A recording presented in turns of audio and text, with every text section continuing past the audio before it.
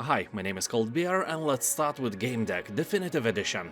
This is a single-player, non-combat cyberpunk RPG. You are a game detective who solves crimes inside virtual worlds by using your wits to gather information from your witnesses and suspects. Also get to the bottom of deceptive schemes, save lives and investigate the relationships between virtual worlds and their inhabitants. The game continually adapts to your choices and never judges, just like your dog does. Also, it sounds a bit like Disco Elysium, and that's a great thing. Although keep in mind that here you will not find any battles and no fighting is available. Pick it up only if you like to read and carefully analyze sentences in dialogues.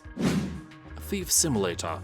If you always wanted to become a thief, good for you. Dive into the life of crime, don't hesitate, you got this. Or you can play this game, where you can train and become a thief before becoming a real thief. I'm kidding, of course. Or am I? You will steal in free-roam sandbox neighborhoods. You will have to observe your target and gather information that will help you with the burglary. Gather your courage, take the challenge and rob the best secured houses. Buy some high-tech burglar equipment and learn new thief tricks. You can also sell stolen goods and do anything a real thief does.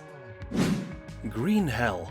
Game feels like Wrath, The Forest and Far Cry Primal had a baby, and very positive reviews are saying to us that this baby is not ugly and you shouldn't give up it for adoption. This time, here you are left alone in a jungle without any food or equipment, trying to survive and find your way out. Clinging to life, you have to go on a journey of durability, as the effects of solitude weigh heavy not only on your body but also on the mind. How long can you survive against the dangers of the unknown? Knowing you, probably not very long. You know, me as well, when I watch survival shows, especially the one called Alone, I'm always thinking that I would never give up and I would win the money no matter what, not like these other people. But the truth is, I would probably slip on some snail and die on the third day. Or, you know, I probably would be attacked and eaten by a bunch of these, which is a terrible fate. So here, constantly threatened by the jungle, you'll fight with both wild animals and tropical illnesses. You will also have to face the traps set by your own mind and fears that crawl out of the darkness of the endless jungle. Enjoy the game alone or with friends.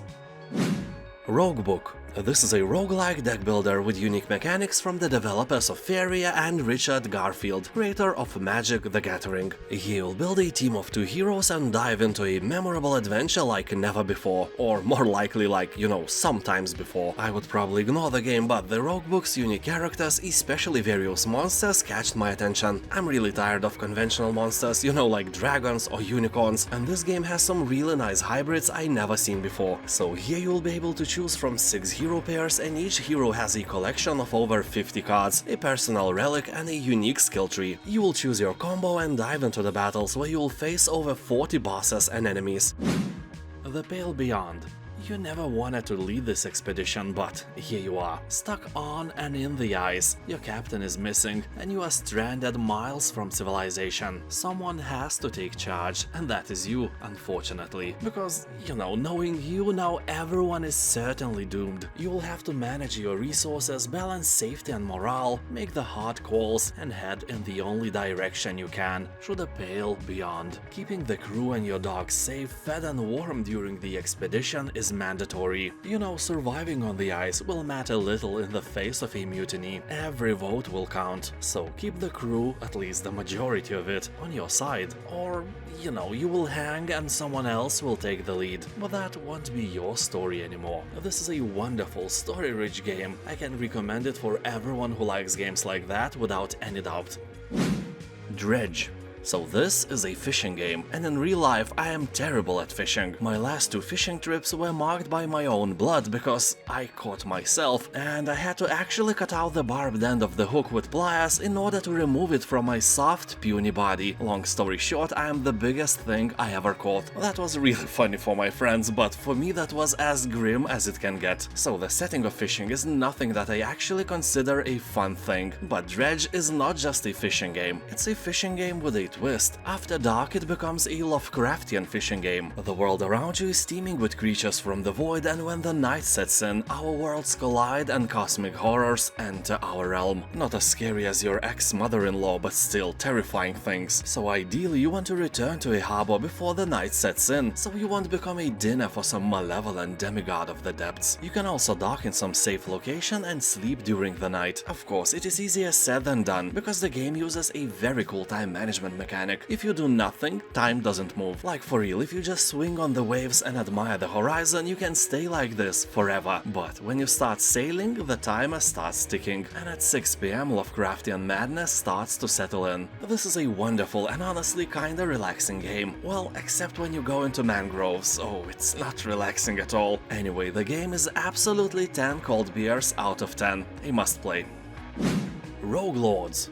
This is a dark fantasy roguelike where you play as the devil. Instead of buying souls and, you know, giving people what they want like Satan claws everyone loves, you will lead a band of famous evil geniuses through various events and turn-based fights to spread terror and corruption. Create synergies between your disciples, use your evil powers, and take revenge on those miserable demon hunters. You know what is the scariest thing for a demon hunter? Demon hunter.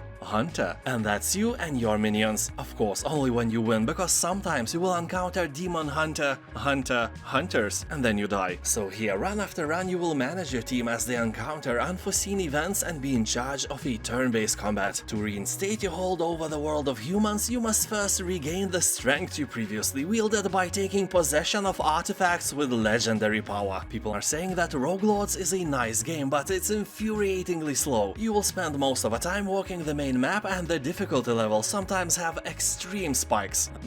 The Pathless. This is a perfect game for fans of Journey and Abzu, although with a tiny bit of more action implemented. Here you will become the Hunter, a master archer who travels to a mystical island to dispel a curse of darkness that grips the world. Soar through the air and forge a connection with your eagle companion. Perform fluid acrobatics and execute awesome trick shots with a unique archery system that allows effortless shooting while moving at high speeds. The evil won't rest until the world is destroyed, so what are you waiting for? And now I know that you are concerned about the most important thing. Can you pet the bird? And yes, you can, so it's automatically a good game. Neon Abyss. Here you will take control of one of the heroes traversing the dangerous underworld. You will be trying to find a way to remove the curse that made you immortal. If you get killed, you can go back to the Days End bar, where you prepare for the next playthrough. Over time, you will unlock new rooms offering previously unavailable items and challenges. People on Steam are saying that this game is like Enter the Gungeon, but actually fun. They say that this is a very nice 2D roguelike with a huge amount of different weapons, perks, and companions. By the way, these companions can be earned by finding eggs, which have a chance to hatch if you clear a room. Each of them has unique skills and can increase in power if you can manage to keep them alive long enough. But let us be fair, the only thing you can keep alive long enough is that cactus on your windowsill. Dorfromantik.